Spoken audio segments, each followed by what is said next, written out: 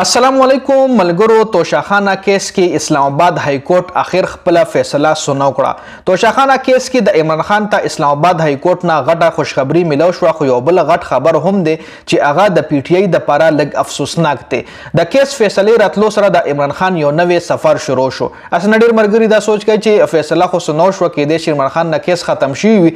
کیس په عمران خان باندې راغله هم نه دی او عمران خان نه ختم شوی هم نه دی. د عمران خان چې کوم مشکلات دي هغه لا کمپلیټلی سالف شوی نه دی، لا اوس هم کیس پروت ته. خو د اسلام آباد های کورټ چې کومه فیصله سناو کړه نو هغه نه عمران خان ته لګ ریلیف ملو شو. کومه چې د گرفتاری او د اهلی خطر وا هغه ختم شو، چونکه پی ډی ایم چې څومره هم اپوزیشن دی هغه دا کوشش کولو چې د پی ډی ایم حکومت ختمېدو نه مخکې عمران خان نه اهل شي یا عمران خان گیر شي، خو چونکه هغه رنګونه شو. اسلام آباد های کورټ چې کومه فیصله سناو کړه د هغه طرف ته راځو، مکمل معلومات د سره شریکوم. توشاخانه کیس کې د عمران خان اسلام آباد های کورټ کې ډیر درخواستونه جمع شوي. کله چې هم داسې کیس وي چې بچا باندې هم کیس وي نو هغه د خپل ډیفنس د لپاره د خپل بچاو د لپاره درخواستونه خامخا جمع کوي.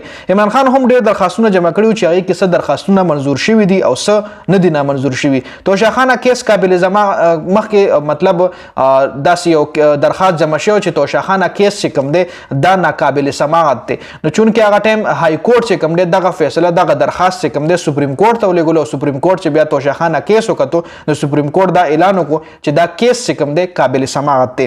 اسلام آباد های کورټ توشاخانه کیس قابل سماعت قرار کولو سره دا سیشن عدالت فیصله کل عدم قرار کړی ده. مخکې چې کومه فیصله و د سیشن عدالت هغه کل عدم قرار کړی ده. جج همایون خپل فیصله کل عدم قرار شوی ده، خو دې کې هم اهم خبردار چې اسلام آباد های کورټ ټوله معامله دوباره ټرایل کورټ ته ولېږله. دا کوم کیس چې اسلام آباد های کورټ کې چلیدو توشاخانه کیس، کوم کیس د توشاخانه کیس چې کوم په عمران خان باندې اسلام آباد های کورټ کې چلیدو، اسلام آباد های کورټ اوس دغه کیس دوباره کوم ځای نه چې شروع شوی الته ولېږلو. مطلب ټرایل کورټ له دغه کیس دوباره لاړو. جی کیس دوباره هغه ځای ته لاړو کوم ځای نه چې دا کیس شروع شوی. بیا دې کیس کې د عمران خان څخه درخواستونه منظور شوي دي. په دې کیس کې عمران خان تقریبا 15 درخواستونه جمع کړي چې هغه 15 درخواستونه بدل هم زویم پی ټی آی چې کوم درخواست د جج خلاف جمع کړو چې مونږ زموږ دا کیس د جج همایون عدالت نه بل عدالت ته ترانسفر کړل شي، نو هغه درخواست چې کوم دی هغه نامنظور کړل شوی دی، هغه مسترد کړل شوی دی. اسلام آباد های کورټ توشاخانه کیس کې د عمران خان محفوظ فیصله سناو کړی دا.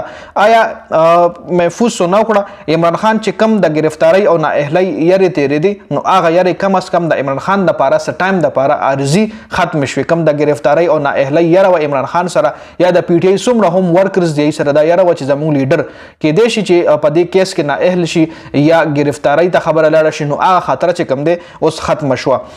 عمران خان چې کوم بل طرف ته توشاخانه کیس کې عمران خان 15 درخواستونه جمع کړي وو، هغه 15 درخواستونه سدي او هغه باره کې عدالت څه فیصله کړې ده هغه در سره هم شریکوم. لومړی درخواست دا چې قابل سماعت کیس حواله سره عمران خان کیس جمع کړو چې آیا د مالا کیس چې کوم دی قابل سماعت ته کنه دی، نو کیس چې کوم دی واپس خپل ځای لاړو، ټرایل کورټ له دا کیس واپس لاړو.